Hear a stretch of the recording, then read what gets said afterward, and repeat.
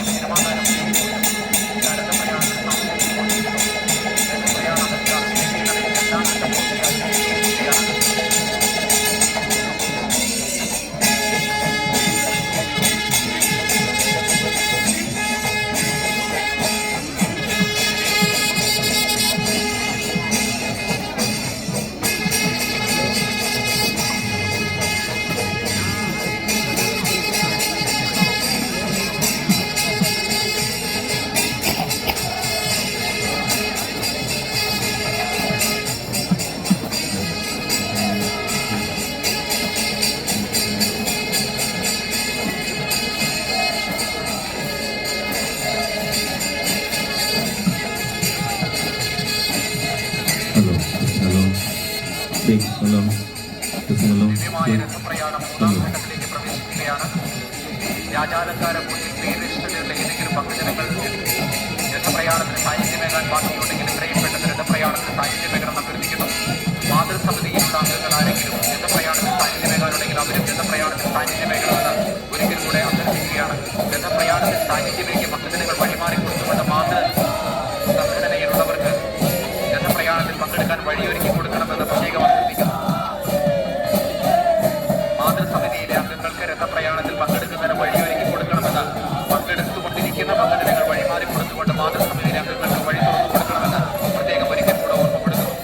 രഥപ്രയാണത്തിന് സാന്നിധ്യമേകിക്കൊണ്ട് cinema താരം ഷിബിനും മോഹനും കേന്ദ്ര സഹമന്ത്രിയും സുരേഷ് ഗോപിയും സാന്നിധ്യമേകിക്കൊണ്ട് രഥപ്രയാണം മൂന്നാം ഘട്ടത്തിൽ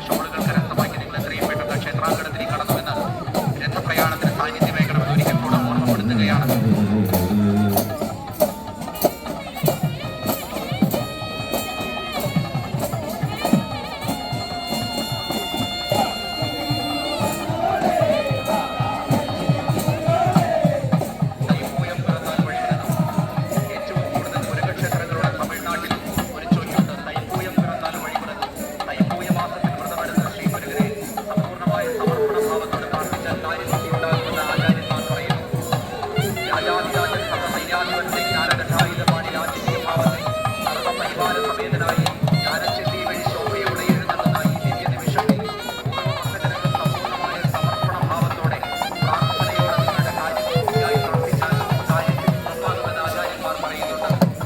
അഞ്ചാം ദിനമായി ഇന്ന് നടന്നുകൊണ്ടിരിക്കുന്നത് രഥപ്രയാണമാണ്. രഥപ്രയാണത്തിന് സാന്നിധ്യം എത്തിക്കൊണ്ട് കേന്ദ്ര സഹമന്ത്രി സിനിമാ താരം ശ്രീ സുരേഷ് ഗോപിയും സിനിമാ താരം വിനു ഗോപിയും മറ്റ് വിശിഷ്ട വ്യക്തികളും സാന്നിധ്യമേകുന്ന രഥപ്രയാണം മൂന്നാം ഘട്ടത്തിലേക്ക് പ്രവേശിച്ചിരിക്കുകയാണ്.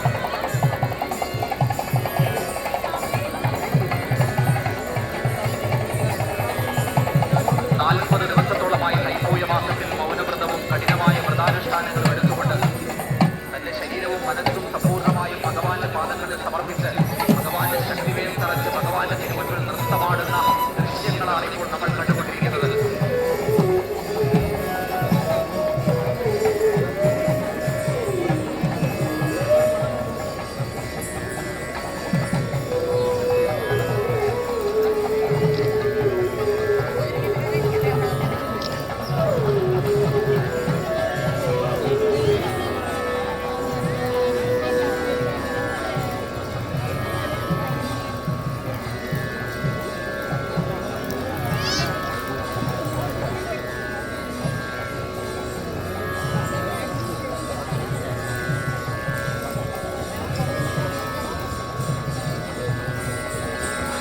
നാൽപ്പത് ദിവസത്തോളം കഠിനമായ വ്രതമെടുത്ത മൗനവ്രതാനുഷ്ഠാനത്തോടെ ശരീരവും മനസ്സും ഭഗവാനിൽ സമ്പൂർണ്ണമായി സമർപ്പിച്ച് ഭഗവാന്റെ ശക്തി ചൈതന്യത്തെ സ്വന്തം ശരീരത്തിൽ സന്നിവേശിപ്പിച്ചുകൊണ്ട് ഭഗവാന്റെ ശക്തിവേൽ ശരീരത്തിലൂടെ തറച്ചുകൊണ്ട് ഭഗവാന്റെ തിരുമുൻപിൽ നൃത്തമാടുന്ന ഭക്തരെയാണ് നമ്മളിപ്പോൾ കണ്ടുകൊണ്ടിരിക്കുന്നത്.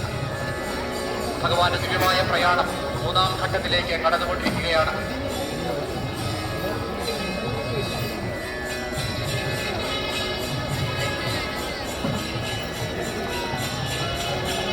രാജകീയ ഭാവത്തിൽ എഴുന്നള്ളുന്ന ഭഗവാന്റെ തിരുമുൻപിൽ നിൽക്കുന്ന എല്ലാ ഭക്തജനങ്ങളും സമ്പൂർണ്ണമായ സമർപ്പണ ഭാവത്തോടെ